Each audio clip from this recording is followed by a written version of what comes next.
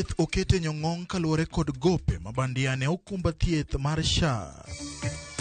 Sani wane hali hatari, makata sani kineno kama wantiere brijo mukore. Ok ang'e ni jok leaders moyiero gidwa ni ji otho korka gilosi koso gitemo timo ang'o. Wuotho to giwuotho seche duto te, kendo giwuotho mana gi pesa jopiny. Jowuoth e boma ma Migori ywago chal marach mar olalo ma Migori mamedo kethore. Ingawaje nyo giseme lakini damages manyowuok nyong'eng within the premises. One gi premises magtin beach ma jogo ma victims. Koro it is over 5 million mawalalo kae kaka Jojua Kali. Jojua Kali e boma Siaya ywago lal kaluwore kod masira mar mach mowang'o mwandugi.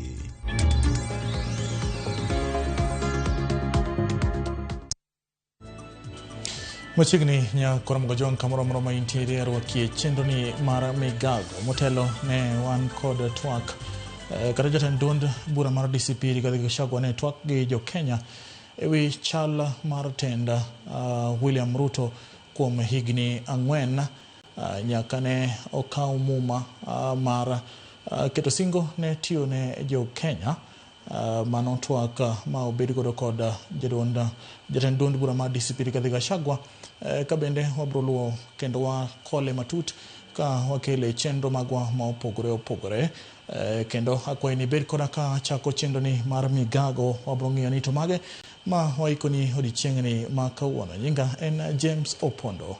Duond bura mar PRM People's Renaissance Movement oketo ayanga kawuono e nyasi manoyuorie gi jotelo mopogore ka makwedo sirikal ka bende ginyiso yie margi ni duond bura ni ema biro konyo golo jatend piny Kenya William Ruto e telo e yiero mabiro kane giwuoyo kinde keto ayanga duond bura no.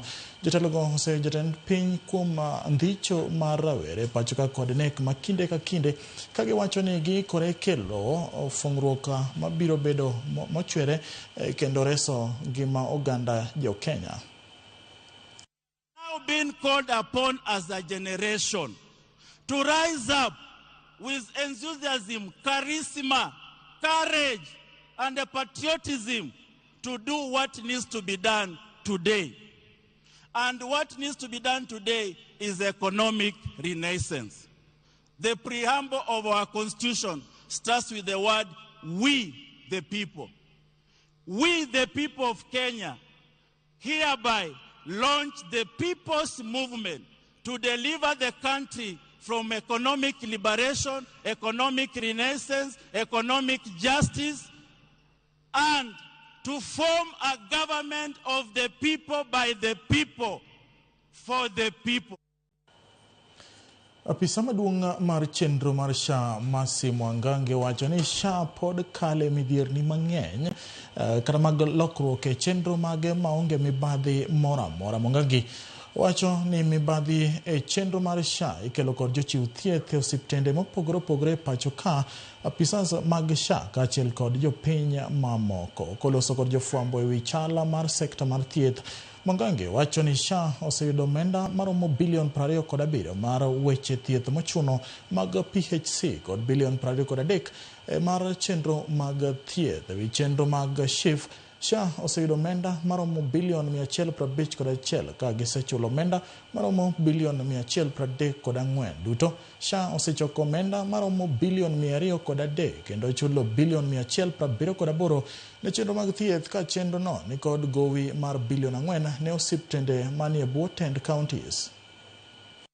There is no health facility that can actually claim that they do not have equipment to give service delivery to citizens because there's a program that you just get equipment, then for each and every service that is advanced, they recoup back their cost. So in terms of equipping of health facilities, I can confirm through this national equipment service program that is a collaboration between the national government and the county government has actually done wonders, and universal health coverage is actually a real and a true factual statement that health is working in this country. Olalo maduong' ma Migori e chuny boma no ma Migori ma osebedo ka olor kuom kinde maromo dweche 4 medo mana sienyore kendo keto ngima jowuoth mag tielo kod joriemb apiko matiyo kod Jojuma nigi ler mathoth. Kada bed ni olalo maduong' ma Migori ma osebedo ka olor, bang' bathe ni mukore e kinde koth mani ochudo mar adek mar higani. Osebedo ka itiyo kod jowuoth mawuotho kod tiendgi kaachiel kod jorimb apiko. Luoro koro medo mako jogo matiyo kode bang' bath olaloni ne nyumore otieno mane piny oruo kawuono. Nyaka sani nitiere hoho maduong' e chuny olaloni, gino moseweyo ka chenro mag wuoth e chumba ma Migori koro rochore. Wahinyore kabisa e wach daraja ni. Sani mondo miluor kamoro ni Nyamware michaki duog michaki tuj loka koni idhi tiyo gi mafuta mang'eny. Wadwaro inaction, ok wadwar gigi ni sikiwacho. Wakwayo waziri marwa Mbadi ni olu kama pesa ni ogike. Kama ochung' godo no mondo dhire mondo bi. Sani wane hali hatari. Makata sani kineno kama wantiere Bridge Mukore. Ok ang'e ni jok leaders moyiero gidwane ji otho korka gilosi koso gitemo timo ang'o. Wuotho to giwuotho seche duto te kendo giwuotho mana gi pesa jopiny. Joriemb boda boda mathoth ma yande osebiro ka tiyo kod olaloni kata bang' kane olor bathe nyaka sani oweyo tiyo kod olaloni ka giluor ni onyalo sienyore kodgi. Kende ni daraja adieri nyaka ne kethre sani koro dweche modhuro. To gichien kucho to ne pod ok onyal timore nikech kaluwore gi koth mapek mane chwe. To koth bende nosebedo mong'adore ma wabedo gi oro manoromo loso mondo losnwa daraja. To nyaka gi sani pok manotimore. Jodak ma Migori ka otele kod Kaliso Nduru medo seyo piny owacho kuom rem loso olaloni makoro nyaka ne bathe kethre osekawo kinde mar dweche 4. Wadwar winjo ni weche giwacho noket 124 million mara ni biket contractor e site. Wadwaro contractor e site nikech kiny ka kiny ne giwach ka ni pi opong' ma ok nyal gedi. Sani koro wan e oro kendo daraja no ni piny. Ok wanyal dak e chula. Ma en dak machon. Sirikal nene to kendo sani e hasara kendo tiende biro yudore ka. Ineno ko sani jopiny inyore kendo jopiny manogone gi ombulu to sani chandruok malich kama. Omiyo sani sirikal ogol ne ji pesa mondo bridge no losi. Onduru wacho ni piny owacho osenyiso nyawo loso olaloni mowacho ni ositiro chenrogo mag wuoth kaachiel kod ohala e kaunti ma Migori. Kata jatielo manyalo wuok Suna West kadhi Suna East. Geche bende luora kumiluor. For example, ka wan gi emergency ng'amo timne operation kata mana Suna West mwa koro bedo referral to Suna East. Onge kaka nyalo biro. Gini oketo ngima wa e hatari. Omiyo wakwayo jotelo magwa manwa yiero mondo mi okel contractor e site. Jodak ma Migori wacho ni piny owacho osebedo mana ka wacho ni oseketo omenda tenge maloso olaloni to pok gineno gimoro amora kadhi nyime e olaloni. Chien kacha nyo wawinjo ne pesa nyocho tenge 124 million mar loso lalo. Nowachi ni koth pod ng'eny mondo koth odog chien. Adiri mantie ne koth nodok chien chon. To mikakati moseket maber mar loso lalo ni mondo mi jo Migori kaachiel gi ji duto te madonje Migori mabiro timo ohala winy maber.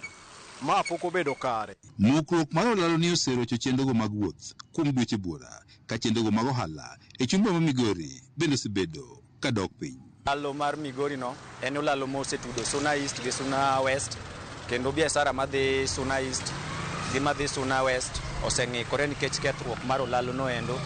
Thoth geche koro luwo oko. Thoth jo tich mantiere e town be luwo oko miyo koro tich mantie madhi mbele e town ok dhi maber kabisa. Kendo kwa mori gima chal kamano nikech sani jo biashara makelo mwandu gi ka tiyo gi almost 500 mondo luor ni mogi chope e soko. To sani pesa bende onge. George Juma, Ramogi TV, Migori.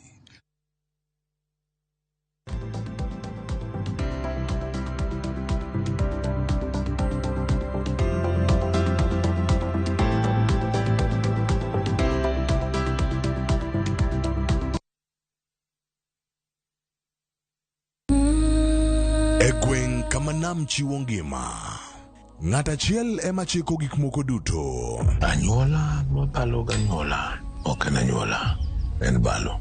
To balo en chuogi. Sama jalupo kedo gi ruoth, onge mindni, bondo, mana winjruok. bedo maonge geno nyalo miyo ji oked ne ngimagi. An natimo gima miyo moro amora nyalo timo mondo res go ngima mar nyathini. Kata ka ng'ato hinyore, nitie sigeni moko ma ok nyal nimo. Nambe winjo kaluonga, nyalo nega. Kendo en adiera manigi teko mar ketho piny ruoth. Remb wuoda ni e lobni. Okay, pi. Nam wiye ukwil. Bwana na mkao kimadwaro bwana. Bwana ubro mnangeo samoseka. Mirima. Ticha Beach kod Ngeso, saa 1:45 otieno. Kik bai. There's a version of you that's already in Qatar, watching the Doha skyline catch fire at sunset, standing beneath the Qatar towers that curve overhead like waves frozen in glass, kicking up dust on a desert safari, laughing at the 4x4 crests at Golden Dew, wandering the quiet halls of Museum of Islamic Art, history whispering from every wall. And right now on a boat to Banana Island, white sand, clear water, a zipline waiting at the far end of the beach. This version of you is one booking away. Hotel, tour, and your visa all included, starting from $2,080 per person, sharing for 5 nights with View Travel. Call or WhatsApp +254 073 254 254 to book. View Travel. Dream, explore, discover.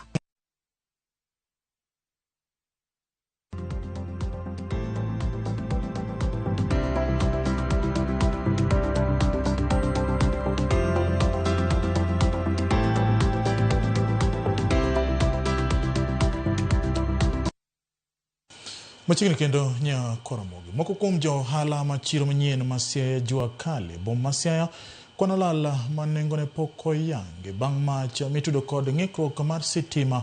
Muoch kendo wang'o mwandogi gino manoweyogi kod lala modhuro. Jo hala go seyo migao makelo gi midhiero mabiro apoya e kaunti Masiaya kuom yolo e tich. Kendo rem chwalo masinde mag nego mach mar reso masirano e yo mapiyo. Dalinta Uma nigi ler mathoth. Masira mar mach nomuoch apoya nono e boma Masiaya mowang'o sekta mar jua kali mar Seya ni jua kali. Mach makamano ichich ni nokel kod ng'ikruok mar sitima. Midhiero ma oweyo johand jua kali kod lal modhuro kagiwacho ni ne ok giyudo thuolo mar reso kata mondo matin. Walalo gik mang'eny. To sani kaka dwa chak be wakia. Sani onego bed ni wauso wan jo hand to mouth. Lwen sani ani duka kacha uso. Koro gima dhi timo kawuono akia. Wan wakonyo kony. Wakwa kony makende.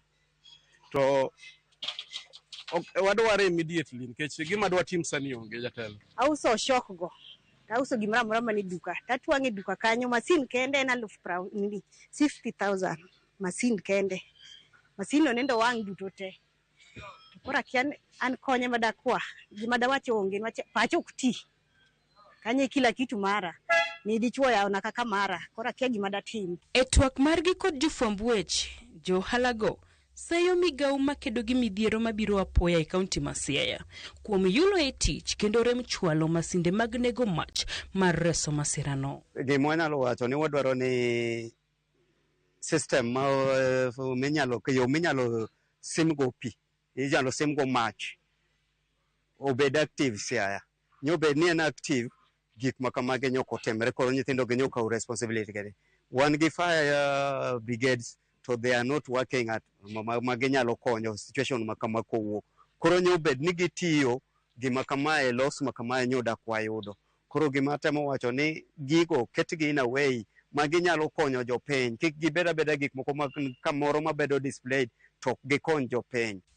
E kinde no jo halago bende yuago muoch mar mach makinde ka kinde boma Masiaya ka koro gikwayo tend county Masiaya kachiel kod migao makeyo teko sitima Kenya Power mondo oruw timo nonro ewi muoch mar mach mosenenore e boma no. Moke mach mokwongo ma oseneno nyoche ka mach owang'o chiro Bondo, oseneno kamae machal kamagi kotuch Ugunja, kendo waseneno duogo chien mar sirikal e kawo okang' e kindego eko ma mach machal kamagi kitimre. Onego bed ni town kaka koro municipality maduong' kaka Siaya kama wan gi gik simo mach moikre kendo man tayari sana sana e town mosechako dich kendo madongo piyo kaka Siaya kama. Samwauwe ni endi ntiere gik simo mach man mabor kachiel kod kuondego eko monego bed ni gibetie gionge kata mana pi e igi to maendigo kaka irito town dware ni kachiel koda ozima moto man ready kendo man tayari mondo lal machal kamagi kik timre. Akoro kawuono ni endi ema jua kali wang' kamano. Ang'o bro timre ka mach kendo chako tuch kuonde moko machielo. Kaunti ma Siaya osebedo ka kale midhiero mikelo kod ng'ikruok mar teko mar stima maweyogi kod lal mar mwandu mathoth. Dwaro koro nitiere mondo tend kaunti oranga nena wachno e yo matut mondo oketo kenge mowinjore e kinde ma mach omuoch, nimar mano biro duoko chien lal modhuro. Dalinta Ouma, Ramogi TV. Nyakwana mgojongi kanyo emachopo godo giko mag weche manyene chenro ni mar Migaga bro duogo saa 10 mondo ami weche ma bende wayudo mesa mag weche manyene. Agoni kamano kuom bedo koda nyinga en James Opondo.